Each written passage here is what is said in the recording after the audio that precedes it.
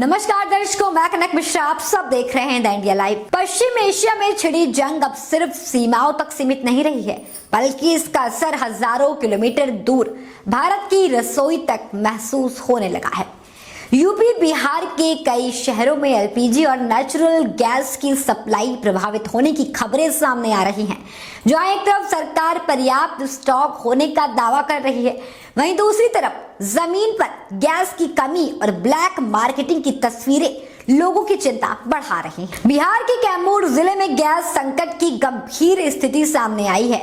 यहाँ एक gas agency पर पहुंचे लोगों ने बताया कि उन्हें कई दिनों से सिलेंडर नहीं मिल रहा है।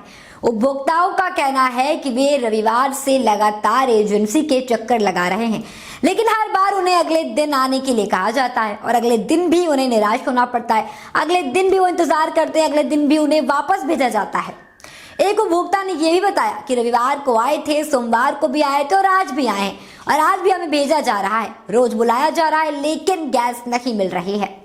मजबूरी में लोग बाजार में जाकर के 1800 से 2000 रुपए तक के बीच में सिलेंडर खरीद रहे हैं, वो भी ब्लैक में खरीद रहे हैं। दोस्तों, आप देख सकते हैं कि मिडिल ईस्ट में जो वॉर हो रही है उसका असर सीधा भारत पर पड़ा है। कई लोगों ने यह भी कहा है कि उनके घर में गैस खत्म हो चुकी है, खाना तक नहीं बन पा रहा है, मुश्किलें हो रही हैं। स्थानीय लोगों का आरोप है कि बाजार में खुलेआम गैस सिलेंडर ब्लैक में बेचे जा रहे हैं, लेकिन इस पर कोई ठोस कार्रवाई भी नहीं हो रही है। बताया जा रहा है जो ईरान, यूनाइटेड स्टेट और इजराइल के बीच विवाद बढ़ता जा रहा है, ये सब कुछ उसकी वजह से है। 28 फरवरी को अमेरिका और इजराइल ने ईरान पर संयुक्त हमला किया था, जिसके बाद ईरान ने भी जवाबी कार्रवाई करते हुए मिडिल ईस्ट में मौजूद अमेरिकी सैन्य ठिकानों को निशाना बनाया। जंग शुरू होने के करीब 10 दिन बाद इसका असर ऊर्जा आपूर्ति पर दिखने लगा। देश के बड़े शहरों में भी गैस संकट की खबरें सामने आई।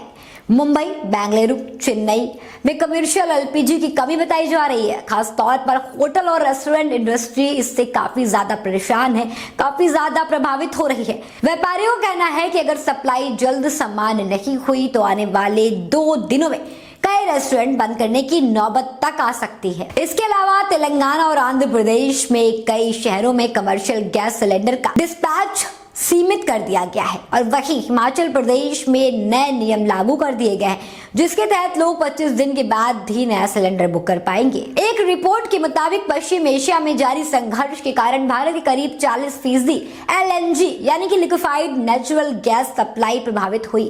ऐसे में केंद्र सरकार उद्योग के लिए एक ऑप्टिमाइजेशन प्लान तैयार कर रही है, जिसमें फर्टिलाइजर जैसी चीजों को प्राथमिकता दी जाएगी। इस बीच ministry of petroleum and natural gas ने बताया और एक बयान जारी किया कि मौजूदा जियोपॉलिटिकल हालात को देखते हुए तेल रिफाइनरियों को एलपीजी का उत्पादन बढ़ाने के निर्देश दिए गए। मंत्रालय का कहना है कि अतिरिक्त उत्पादन का इस्तेमाल घरेलू जरूरी चीजों के लिए किया जाए। हालांकि जमीनी हालात फिलहाल कुछ और ही कहानी कह रहे हैं। सवाल यही है कि क्या ये संकट कुछ दिनों में खत्म हो जाएगा या फिर अंतर्राष्ट्रीय जंग का असर भारत की रसोई पर और गहराता जाएगा। फिलहाल कई घरों में खाली सिलेंडर पड़े हैं और लोगों की नजरें अगली गैस की डिलीवरी पर टिकी हुई है। दोस्तों, आप सभी को क्या लगता है, हमें कमेंट में जरूर बताएं और ये खबर आपको कैसी लगी ये भी कमेंट में बताएं और तमाम ऐसी खबरों के लिए देखते रहें द इंडिया लाइव।